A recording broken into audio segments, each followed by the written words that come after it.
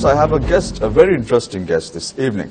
He is the CEO and founder of the Islamic Banking and Finance Center in the United Kingdom. A very good evening and welcome to Newsfirst in Focus, Mr. Akmal Hanouk. Thank you very much for having me on the program. It's always a pleasure. Starting off, Mr. Hanouk, you have been attached to the Islamic Banking and Finance Center since 2009. How successful has your organization been over the last few years? Well, I think what the main idea for starting IBFC was that the industry is growing at an exponential rate of nearly 20% an annum, which is an extraordinary growth. Mm-hmm. Now, once that growth takes place, the biggest issue that we have is to get the trained professionals.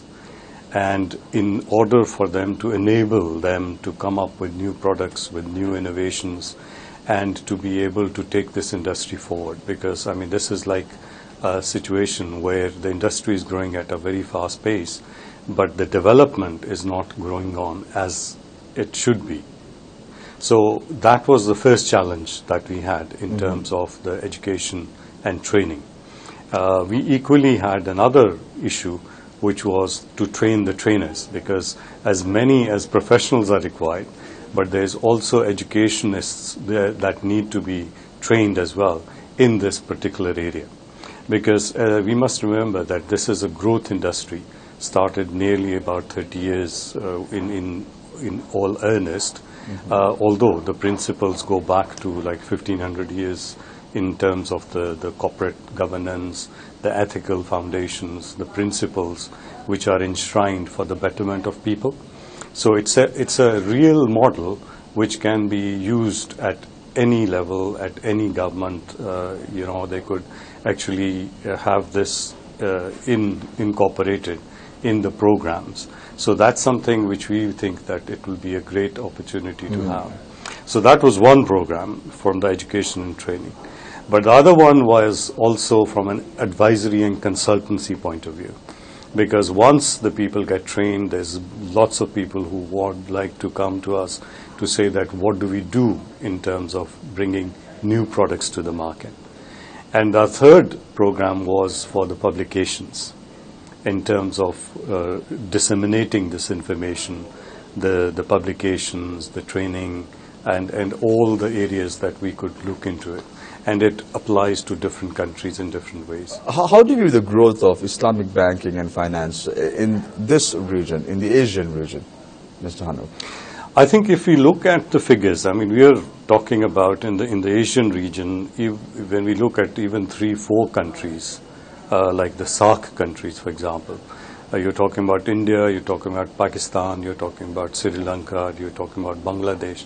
We are really representing about 28% of the world's population. So it's a huge area. Now, when you look at the GDP figures, okay, I mean, there are growth figures, there are people, there's good percentages that are being shown overall. Okay, some of them, they may be less than the targeted one. So that's something very encouraging. But the real issue from Islamic finance point of view is sharing that value, that perception of well-being. The social progress indicators, they need to come out. And if we see the model, the financial model that we are taking now, which means that we just had an example of the 2008 financial crisis. So this crisis has really shown a lot of flaws, both in the developed world and as well as in the developing world. And because our people, you see, a lot of them are living below the poverty line. There's a lot of people who are actually struggling in a day-to-day life. There's almost like 60 to 70% people which are, if you look at a pyramid, that's the sort of the biggest portion that we need to think about. Now, if we leave it only to the banks, I am sorry that we will not be able to achieve the objectives, the millennium, for example, financial inclusion, the poverty alleviation, all these indicators that are there in this developing region. So we need to have a paradigm shift. We need to have a model which is a socio-economic model, which is a cooperative model, which actually shows and shares. In the long run, will this model work? the socio-economic model that you're talking about, will it work in the long run? It will definitely work because it is based on the ethical principles. It is based on the right principles. It's not enriching the people that who have money get more money. And then this is where the poverty alleviation is. The divide is becoming so big. I mean, the recent Oxfam report, for example, is saying that by 2020, only 1% of the people will have 50% of the world's resources. Now, that's clearly not acceptable. 2009, 2008, during this period, there was a plunge in the banking sector worldwide.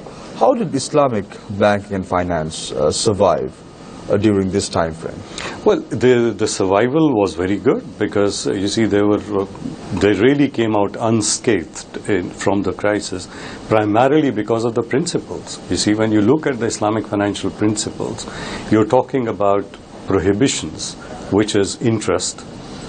You're talking about speculation. You're talking about deception. You're talking about all corporate governance, the ethical principles.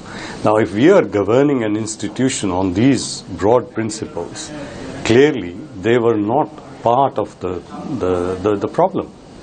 And as a result, they didn't get affected. There was few products that few people had invested in these banks, but not the Islamic finance banks, and which was really affected quite a bit.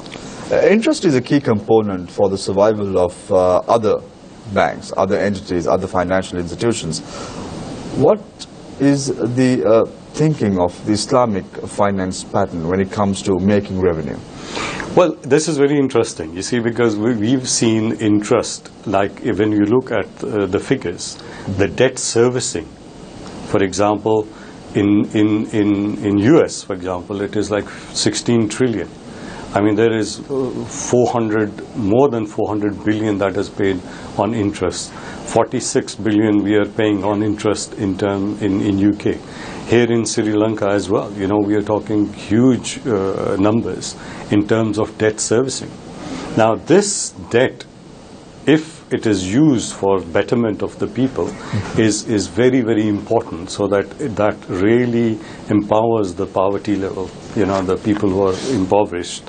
Now, when we look at the model that we are talking about, this is much more on a shared equity basis.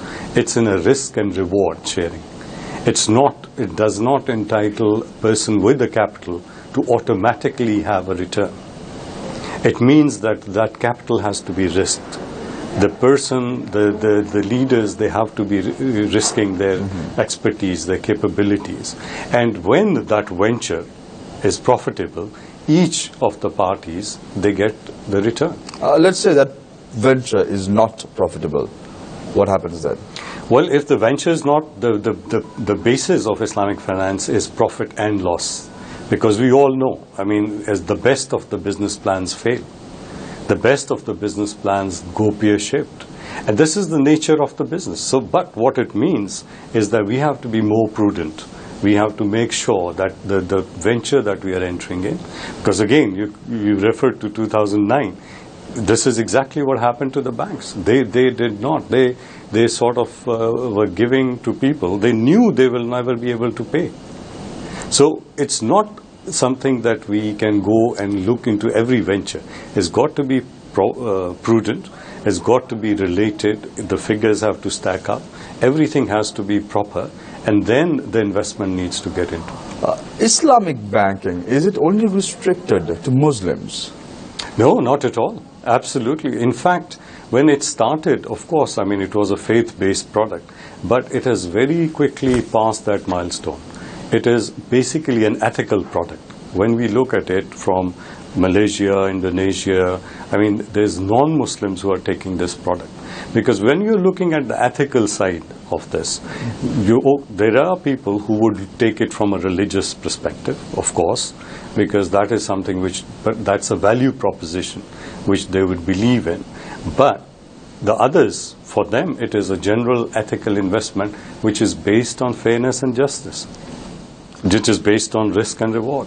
Let's take Sri Lanka for an example. Islamic banking and finance is now raising its head here in Sri Lanka. Do you believe that the industry here in the country is on the right track? Well, I think it is. There is a huge opportunity.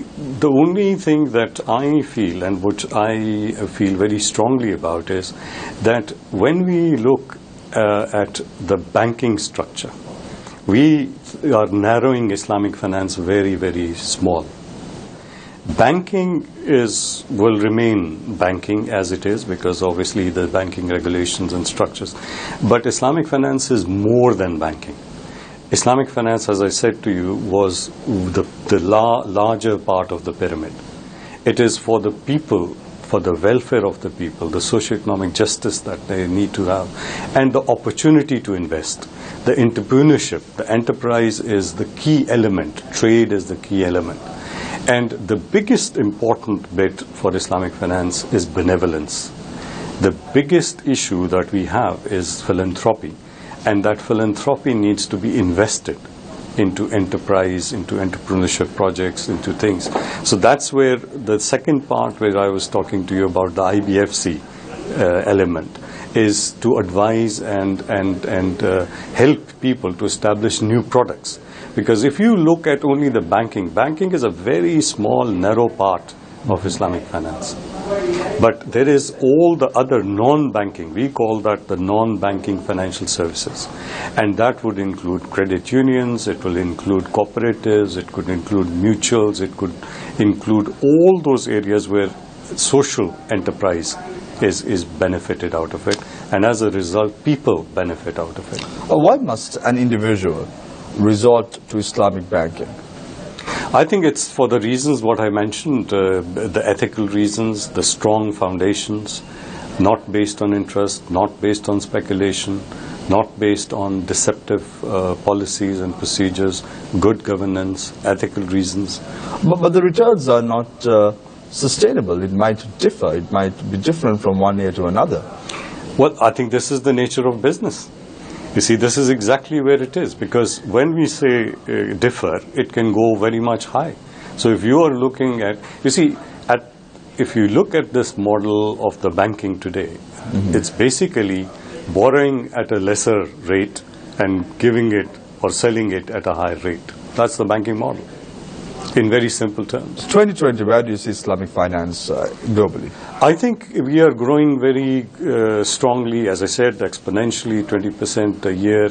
What needs to be done is to shift the focus from the banks to the non-banking financial services, which means to incorporate all the people, the betterment of the people. And it's basically what we need to look at is, as I was saying to you, the social progress index. That's very important. That is something which will determine how successfully we are going. And it is basically looking at not only at the inputs, but looking at the insights, the outcomes. Thank you very much, Mr. Hanu, for joining us right now. It's a pleasure. Pleasure to have you on board today. Thank you very much for having me. Thanks a lot. Thank you. Vision, understanding, conviction, and agility. Future defined. I have a special guest this evening on my show. That is Samantha Louis, Regional Director, South Africa for SEMA. A very good evening and welcome to the show, ma'am. Thank you. It's a pleasure to be here. Starting off, you are heading the operations in terms of SEMA in the region. How is the experience? Well, Africa's a fascinating place. It's a continent that offers massive opportunity for the future. There's areas which are growing at over 10% per annum in terms of GDP. In fact, it's one of the fastest growing continents in the world. So for business and for the private sector, there are tremendous opportunities. Is SEMA the future in education? SEMA is absolutely the future in education. The whole premise of SEMA is looking towards the future. Great to know what happened last year. More important to know what's happening next month and next year in your organization, because that's what organizational success rests on. Having a strong vision and the ability to follow through to make that vision a reality. There are many qualifications in terms of management accountants. You have ACCA, you have SEMA, you have AAT. You have many qualifications across the world in terms of the accountants in the world. Why is CIMA different? What makes CIMA different, I think, is the M part of the management accounting, because we don't just focus on accounting, although obviously we do have a very strong foundation in accounting, but we also look at the management aspect. Fantastic to be a backroom person counting the beans, but if nobody's growing the beans, there's no business. And it's the management accounting and the syllabus that CIMA has that teaches people to become bean growers. In other words, growing a future, growing an economy, growing a business. However, one of the allegations leveled at CIMA is the fact that the syllabus is very archaic. Anyone can do CIMA. However, it was not the case before.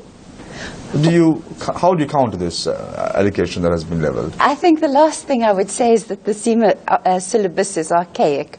Interestingly, I don't know if you get the television program Downton Abbey here in Sri Lanka. No, we don't, unfortunately. Well, it's set in the sort of 1920s in Britain, and there was a young cook studying cost accounting. Now, in 1922, CIMA got its first female member, which I think puts it pretty much ahead of the rest of the world.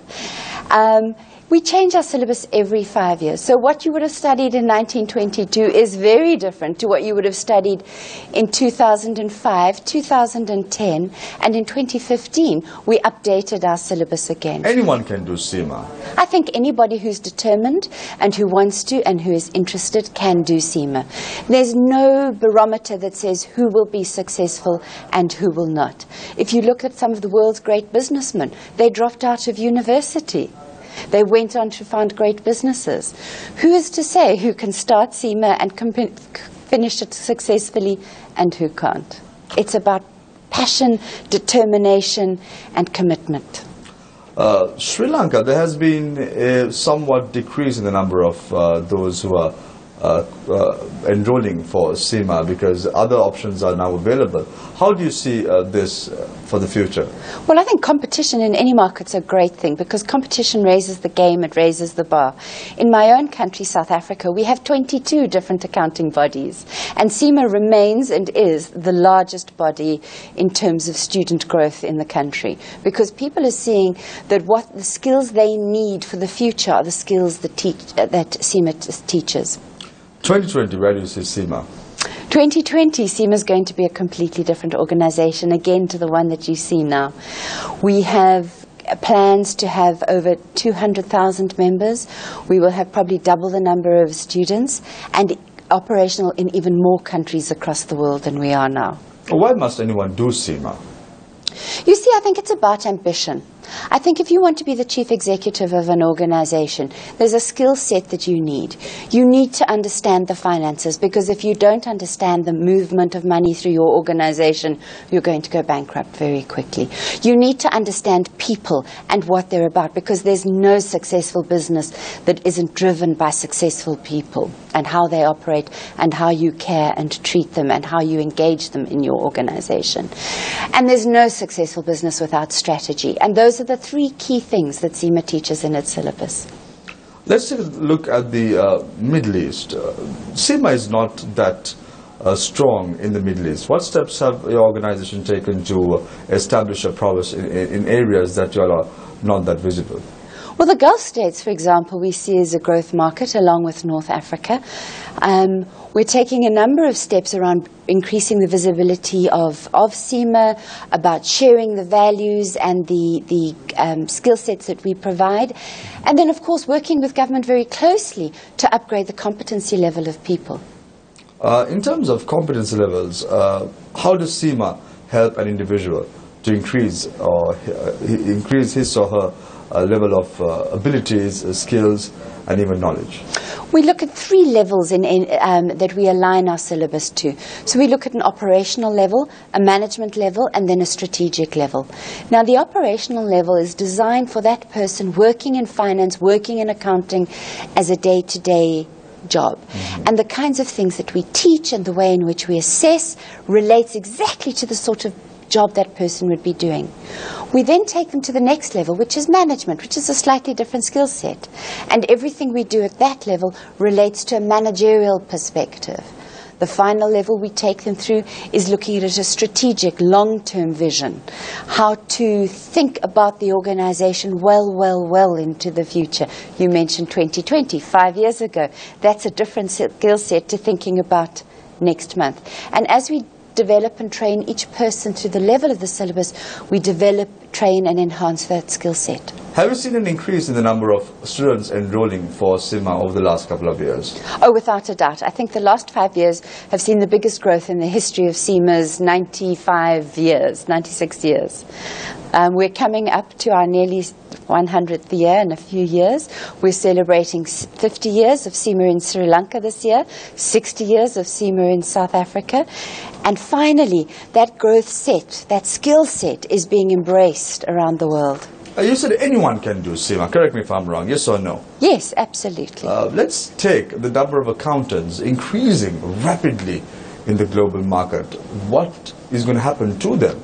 Will they have enough jobs? Absolutely. The first step, any organization needs an accountant. It doesn't matter whether you're a small, one-man micro-organization or a massive global multinational, with a turnover bigger than a country's GDP. It doesn't matter. You need finance people. You need skilled, competent, and ethical finance people looking after the flow of money through your organization.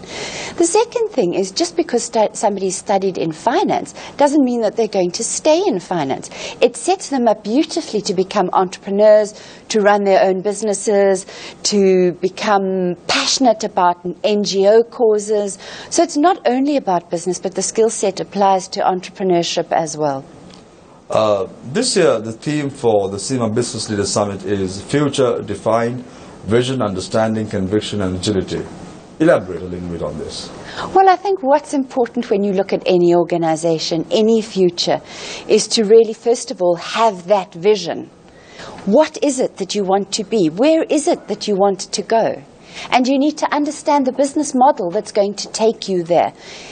Success doesn't happen by accident. Success is planned, it's thought through, and each step is defined. And agility means that you're actually able to, if something goes wrong, major crisis, a natural disaster, because you've got that long-term vision and understanding of your business model, you're able to respond quickly and get back on track. Future for CIMA, where do you see yourself and CIMA in the next couple of years? Well, I started with CIMA 17 years ago. I was a child. It was a very different organization to the organization that I belong to today. And I think that's the beauty about CIMA and the products that it has to offer for the youth today. It completely redefines itself. It moves along with business. It has its own vision, its commitment, and is agile to the future. Are you a CIMA graduate? I am almost a CIMA graduate, so soon. I have my final exam to do. Thank you very much, Samantha, for joining us right here on First in Focus. Pleasure to have you on board today. My pleasure, anytime.